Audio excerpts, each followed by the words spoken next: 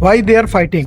अगर आपका भी सवाल यही है तो आप सही वीडियो पर हैं और इस वीडियो में हम जानेंगे कि फिलिस्तीन और इजराइल का वॉर क्यों हो रहा है, इसका क्या कारण है और इंडिया का स्टैंड कहां पर है।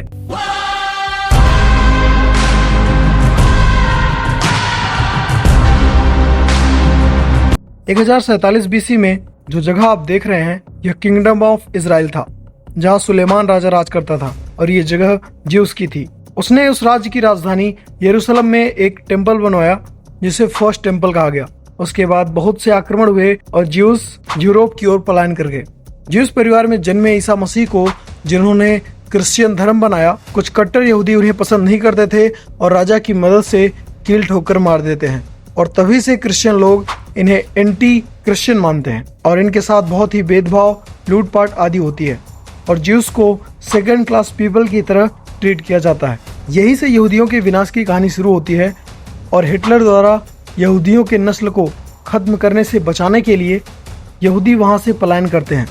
1919 से 1936 तक ब्रिटिश के संरक्षण में बल्फोर डिक्लेरेशन के तहत उन्हें पैलेस्टाइन में बसाया जाता है और यहीं से इस बड़े और लगातार चल रहे महायुद्ध की कहानी शुरू होती है, जिससे अब तक लाखों की मौत हो चुकी है और ये लड़ाई अभी भी चल रही है।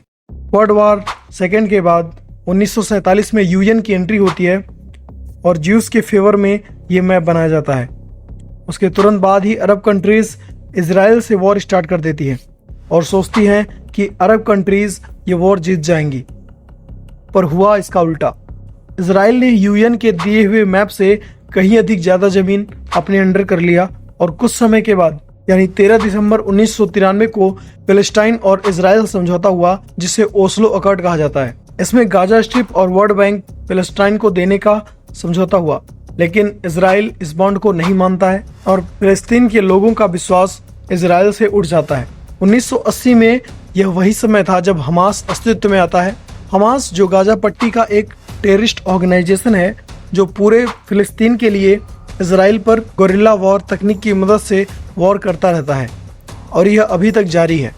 जवाबी कार्यवाही में इजराइल भी अपने रॉकेट बरसा रहा है और दोनों तरफ से मासूम लोगों की मौत हो रही है। इन सभी मामलों में देखा जाए तो इंडिया दोनों पक्षों में न्यूट्रल है, लेकिन हमास के इस टेररिस्ट अटैक को अच्छा नहीं मानता है और इजराइल और फिलिस्तीन के बीच शांति को लेकर बार बार कोशिश कर रहा है। जय हिंद।